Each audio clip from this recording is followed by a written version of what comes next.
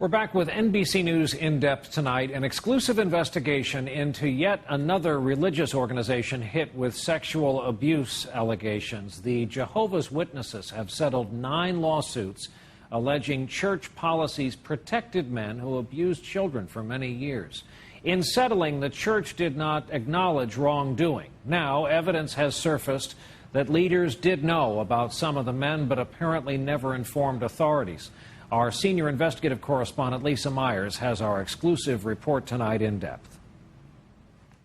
Frederick McLean is among the country's most wanted fugitives, accused of molesting children for almost a decade. His typical victims were young girls, I think starting around 5 or 6 years old. Authorities say McLean, who restored race cars, was a respected leader in this congregation of Jehovah's Witnesses. His role in the church was significant because we believe that his participation in the church gave him access to his victims. The Jehovah's Witnesses recently agreed to pay to settle a lawsuit that alleged the church knew or should have known McLean was a pedophile. One of 9 similar cases church headquarters settled without admitting wrongdoing. But internal church records now coming to light in those lawsuits show that the church knew for years that some prominent members were sexually abusing children and did little. Example, James Henderson. Documents showed the church knew he was abusing kids as early as the 1970s and stripped him of his leadership role for a while, but apparently never alerted police. He was finally arrested in 1994 and went to prison, having molested children for 2 decades. Another church leader, Alvin Hurd, confessed to the church in 1981 that he'd abused 3 children, ages 5, 9, and 11. His local congregation kicked him out and alerted church headquarters. But again, the church apparently never notified police. Hurd, now in prison, admits he molested other children until 2003. The policies and procedures enacted by Jehovah's Witnesses protect pedophiles rather than protect the children. Barbara Anderson, a former Jehovah's Witness, is an outspoken critic of the church on this issue. She says the church prefers to keep an abuser's confession confidential, treating abuse more as a sin than as a crime. They do not report child abuse to the authorities unless it's mandated by a state for the clergy to do so.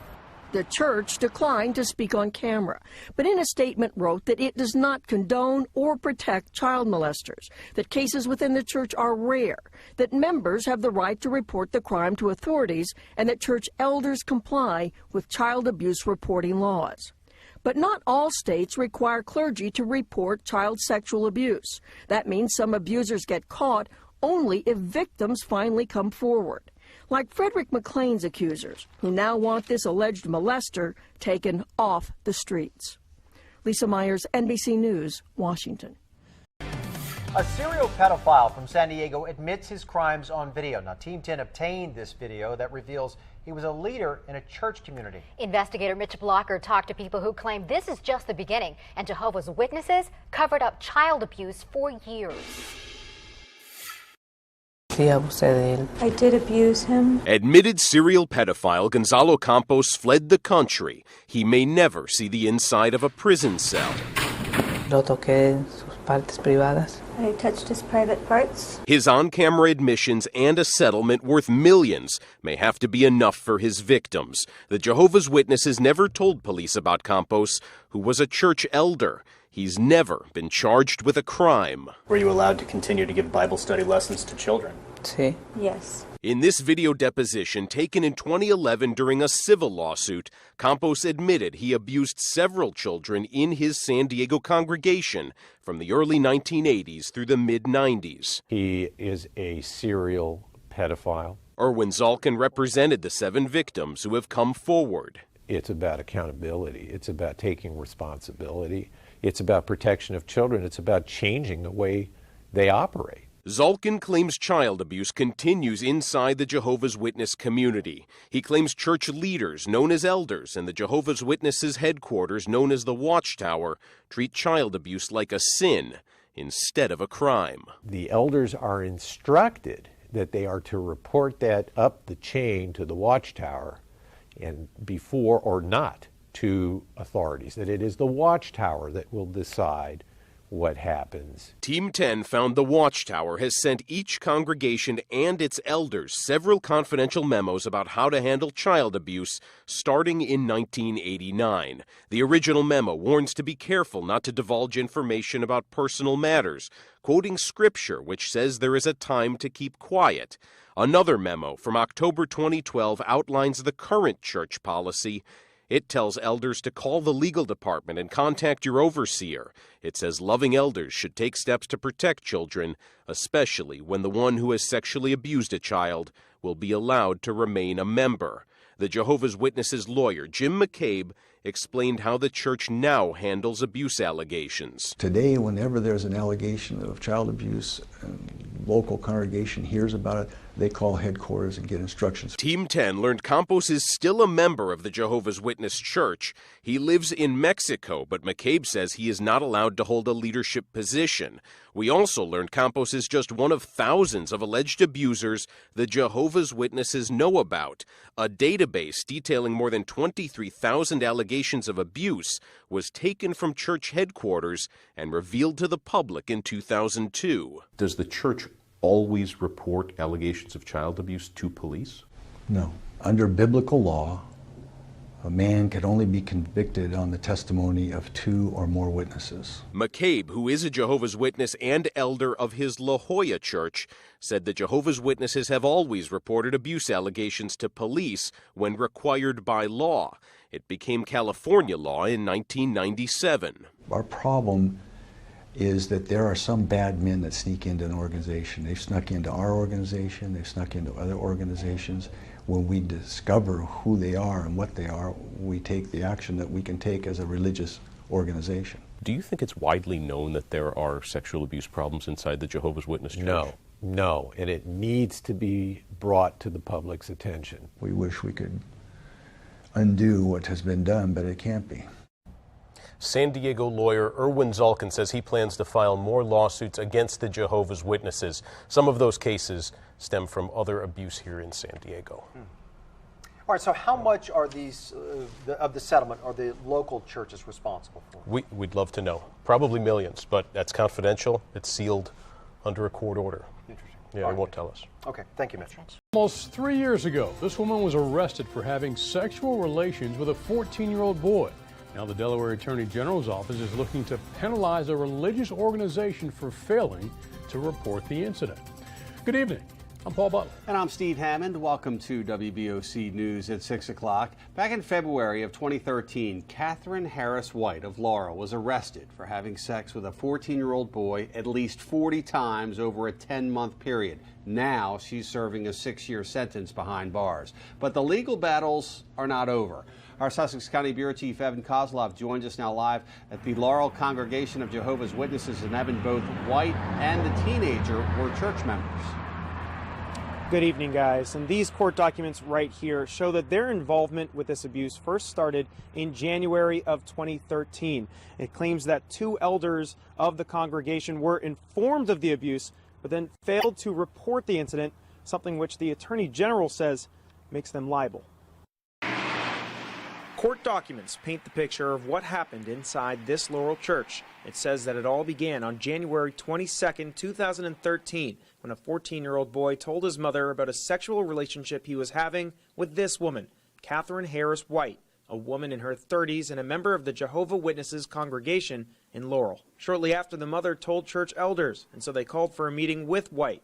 It was there that she, quote, confirmed the ongoing sexual relationship. And on Monday, a Delaware prosecutor argued in front of a Newcastle County judge that this made the church liable. Despite knowledge of alleged abuse, the church failed to report the incident. We believe these elders were obligated to report the incidents and failed to do so, said Carl Konevsky of the AG's office, and they need to be held responsible. But attorneys for the Jehovah's Witnesses tell a different story. In court documents, they have argued for clergy exemption, saying those conversations should be kept confidential. Defense attorney John Brady says the ruling would have a major precedent. If they're found liable because this is a civil proceeding, it will send a chill to the rest of the religious groups in the state. that they have to be extra vigilant if they suspect something and disregard any minister confidentiality. If found liable, the defendants could owe the state up to $10,000 in Delaware. All right, now we did, of course, reach out to the congregation as well as the defense attorney for the congregation, but at this point, we have not received a call from them. We will keep you updated on that case as soon as a decision is made. Reporting here in Sussex County, I'm Evan Kozloff. Back to you guys. All right, Evan, thank you very much. Now, as you just heard, there are two elders named in the court documents. They are Joel Malkinsing and William Perkins. Now, the lawsuit also names the congregation itself as a defendant. All three could face up to $10,000 in fines if found liable. Now, the Attorney General's office says that money would go towards the educating groups about the mandatory reporting laws in Delaware. Welcome back to 10 News. The Child Abuse Royal Commission has exposed what might be the worst cultural sexual abuse and cover-up within a church that we've ever seen. That church is the Jehovah's Witnesses. Now, there were claims today that 1,000 paedophiles were protected, evidence against them deliberately destroyed, and not even a single case ever referred to the police. Daniel Sutton has the story. Their World Convention last year may have filled a Melbourne footy stadium, but Australia only has about 70,000 Jehovah's Witnesses. Still, when the Royal Commission came knocking, it discovered the church also has a staggering 1,006 files on alleged pedophiles within its flock. And what's worse, not one was reported by the church to secular authorities. The church's policy not to call police, but ask elders to investigate. One abuse survivor says that made her feel ashamed. I found the experience of reporting my abuse to a room full of men, including the man who had abused me, very distressing. Max Hawley was the elder in charge of her case. He took notes but destroyed them to protect church wives. And would you do the same thing today if someone came and reported to you a serious allegation of sexual assault? Would you destroy any notes? Yes, that's our practice. To take action, the church demanded either a confession or the testimony of 2 witnesses, a policy that meant 125 complaints never proceeded. For engaging in child sexual abuse, members can be disfellowshipped from the church. But the inquiry heard today of the 400 or so alleged pedophiles kicked out of the Jehovah's Witnesses, more than half were subsequently allowed back in. The Royal Commission says church elders may have concealed serious offences and could now face charges themselves. Daniel Sutton, 10 Eyewitness News. By clergymen are speaking out tonight on the steps of the Davidson County Courthouse. The group is making some strong accusations against the Jehovah's Witnesses. The group claims the church is paying victims for their silence and continuing the cycle of abuse. News Channel 5's Scott Arnold reports.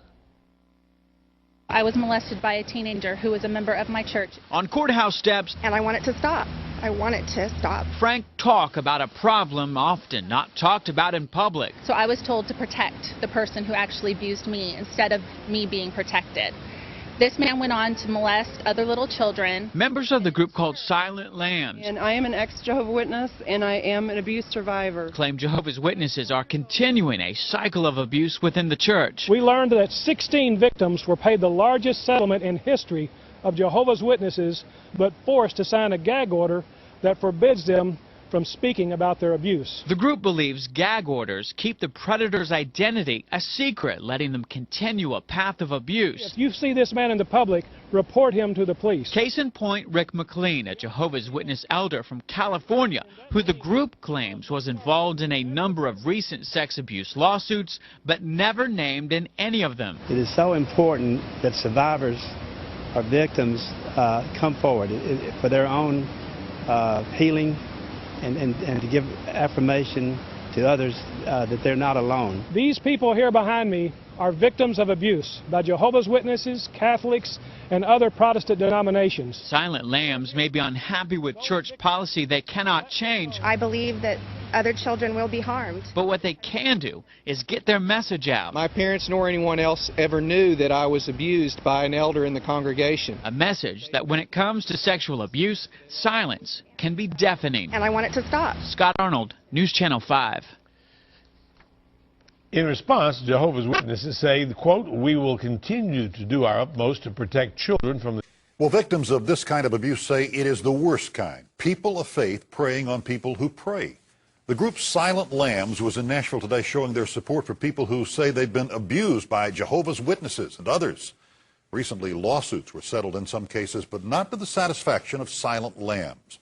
Channel 4's Cynthia Williams is live now at Kingdom Hall in West Nashville with the story. Cynthia? Well, there are about 6 Kingdom Halls in the Nashville area, including the one here in West Nashville that's over my shoulder. And today, Silent Lambs attached this bulletin to the door of each one. At least that attempt was made. So recently 16 lawsuits were settled. Who called you? Silent Lambs met with vocal resistance today at a Kingdom Hall in Woodbine. You haven't been invited on the property. For 6 years now, the Kentucky-based organization has offered support for people alleging abuse within the Jehovah's Witnesses faith. In March, settlements were reached in more than a dozen molestation cases, agreements that came with gag orders attached. We find this bittersweet. On one hand, we're glad a few victims were finally getting some financial help, but on the other hand, we're sad and worried because they've been forced to give up their right. Bill Bowen is a former Jehovah's Witness and founder of Silent Lambs. He was surrounded by abuse victims today from various faiths. When I was around 8 years old, I was molested by a teenager who was a member of my church, Christian Gospel Temple. There are thousands of us out there and thousands of children that need our help right now. My parents nor anyone else ever knew that I was abused by an elder. According to Silent Lambs, the Jehovah's Witnesses policies encourage abuse by not reporting allegations to police, choosing instead to handle individual cases internally. Today, a stuffed lamb was placed on the doors of area Kingdom Halls, telling victims they need be silent no more. And victims groups say that they are critical of these gag orders because they tend to keep the identity of the predator secret while re-victimizing the victim. Live in West Nashville, I'm Cynthia Williams, Channel 4 News. The Jehovah's Witnesses headquarters in Brooklyn was supposed to send a faxed response today, but as of news time, we had not received any. We're back with NBC News In Depth tonight, an exclusive investigation into yet another religious organization hit with sexual abuse allegations. The Jehovah's Witnesses have settled 9 lawsuits alleging church policies protected men who abused children for many years. In settling, the church did not acknowledge wrongdoing. Now, evidence has surfaced that leaders did know about some of the men, but apparently never informed authorities. Our senior investigative correspondent, Lisa Myers, has our exclusive report tonight in depth. Frederick McLean is among the country's most wanted fugitives, accused of molesting children for almost a decade. His typical victims were young girls, I think starting around 5 or 6 years old. Authorities say McLean, who restored race cars, was a respected leader in this congregation of Jehovah's Witnesses. His role in the church was significant because we believe that his participation in the church gave him access to his victims. The Jehovah's Witnesses recently agreed to pay to settle a lawsuit that alleged the church knew or should have known McLean was a pedophile. One of 9 similar cases church headquarters settled without admitting wrongdoing. But internal church records now coming to light in those lawsuits show that the church knew for years that some prominent members were sexually abusing children and did little. Example, James Henderson. Documents showed the church knew he was abusing kids as early as the 1970s and stripped him of his leadership role for a while, but apparently never alerted police. He was finally arrested in 1994 and went to prison, having molested children for 2 decades. Another church leader, Alvin Hurd, confessed to the church in 1981 that he'd abused 3 children, ages 5, 9, and 11. His local congregation kicked him out and alerted church headquarters. But again, the church apparently never notified police. Hurd, now in prison, admits he molested other children until 2003. The policies and procedures enacted by Jehovah's Witnesses protect pedophiles rather than protect the children. Barbara Anderson, a former Jehovah's Witness, is an outspoken critic of the church on this issue. She says the church prefers to keep an abuser's confession confidential, treating abuse more as a sin than as a crime. They do not report child abuse to the authorities unless it's mandated by a state for the clergy to do so. The church declined to speak on camera, but in a statement wrote that it does not condone or protect child molesters, that cases within the church are rare, that members have the right to report the crime to authorities, and that church elders comply with child abuse reporting laws. But not all states require clergy to report child sexual abuse. That means some abusers get caught only if victims finally come forward, like Frederick McLean's accusers, who now want this alleged molester taken off the streets. Lisa Myers, NBC News, Washington.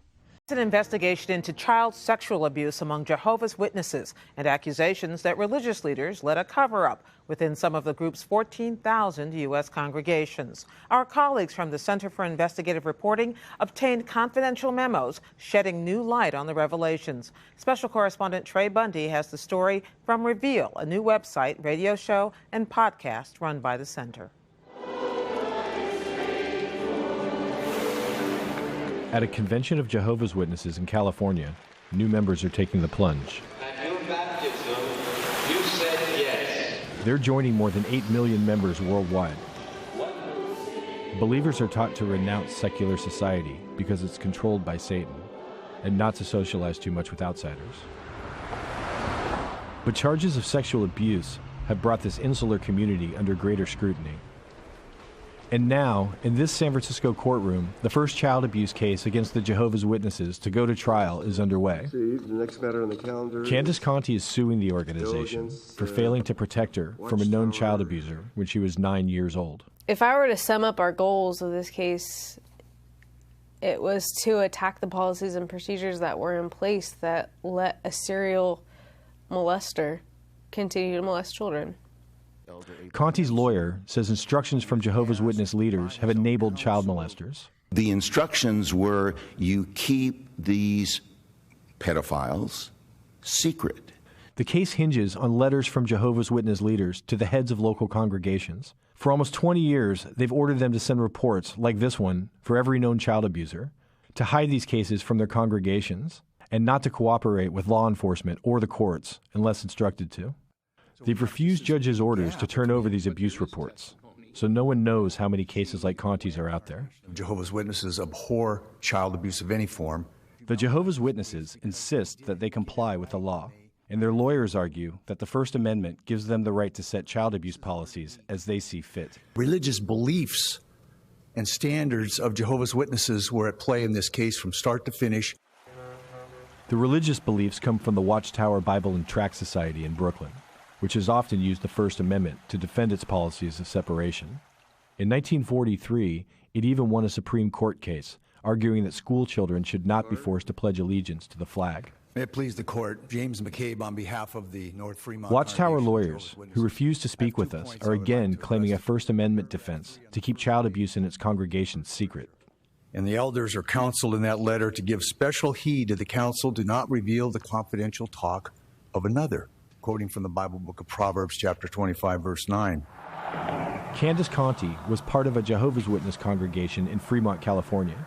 She was often grouped with adults to go knocking on doors, including this man, Jonathan Kendrick. He was very dominating, very domineering, he commanded a presence. She says Kendrick would take advantage of their time door knocking to find ways to be alone with her. Jonathan Kendrick molested me as a child.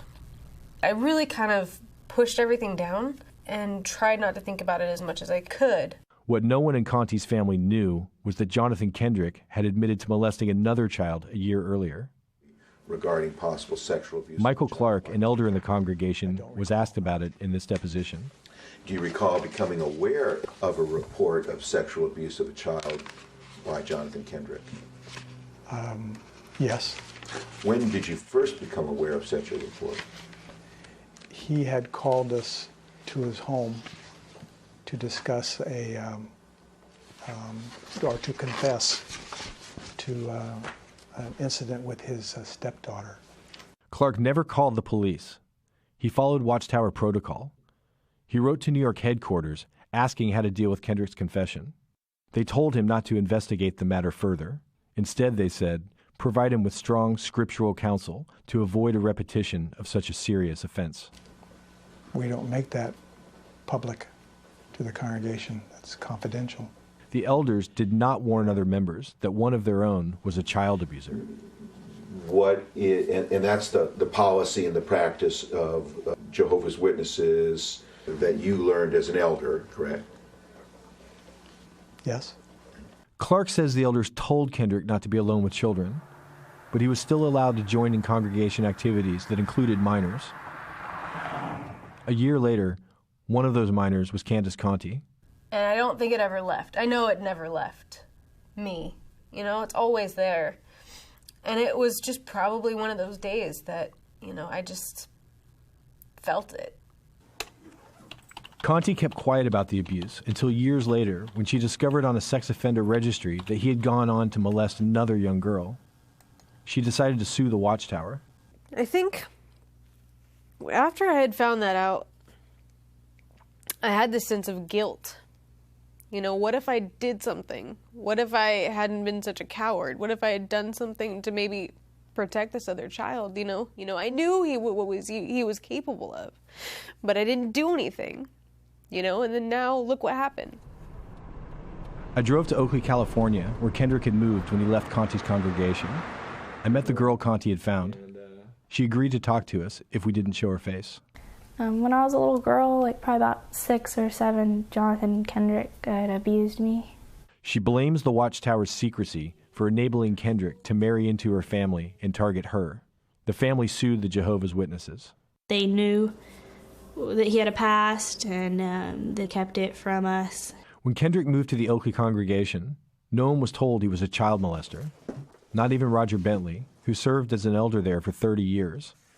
He reviewed this letter of introduction from Kendrick's old congregation. There's no indication at all that he's guilty of child abuse. So no mention of child abuse, but any mention of children?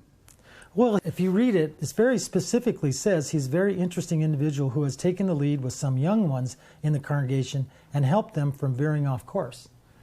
That's not a child abuser. That's a recommendation. That's a very specific recommendation. Oh, relax, he's good with kids. I've spent months trying to interview Watchtower leaders, but they wouldn't talk to me. Instead, they sent a statement saying they comply with reporting laws. They do not shield abusers from law enforcement and are committed to preventing child abuse. And in one of the dozen lawsuits I've been following, Watchtower supervisor Richard Ash was asked if the organization has a responsibility to protect children from abuse. But within the congregation, ours is a spiritual protection. When we're talking about physical protection, that's up to the secular authorities to provide. And so he was asked about the Watchtower's Bible-based directives to keep child abuse cases confidential. It states in paragraph 3, there is a time to keep quiet when your words should prove to be few. Do you see that? Yes, sir. You know, Mr. Joe, object to that. It's a violation of the First Amendment, freedom of religion, freedom of association. The courts continue to grapple with the question, should freedom of religion outweigh the responsibility to protect children? In Candace Conti's case, the jury overrode the First Amendment claims and decided the Watchtower and the North Fremont congregation were negligent and did not adequately protect her from abuse. Kendrick maintains he never molested her. Pending appeal, she was awarded more than $15 million in compensation and damages. It's the first time a jury has ordered the Watchtower to pay for its child abuse policies. But for Kendrick's other victim, her case against the Watchtower was thrown out. Even though Kendrick confessed to the abuse in this deposition and served about 8 months in jail, the judge affirmed that the Watchtower's policies were protected by the First Amendment. It was not liable because the abuse occurred at home and not in the course of religious activity. The Watchtower had no obligation to warn the family about Kendrick's past. Kendrick is now free and still an active member of the Oakley congregation. The fact that Jonathan Kendrick is still a member of Good Standings is absolutely ridiculous. It's scary. I mean, the fact that he still has access to children, and really, my parents didn't have the power to know that Jonathan Kendrick was a child abuser. Let's give the parents the power to be able to protect their children. And that's what these organizations are hiding. Despite the huge verdict against the Watchtower, the organization is sticking to its policies. In fact, it just released another confidential memo reminding elders to keep quiet about child abuse. I'm Trey Bundy from Reveal for the NewsHour.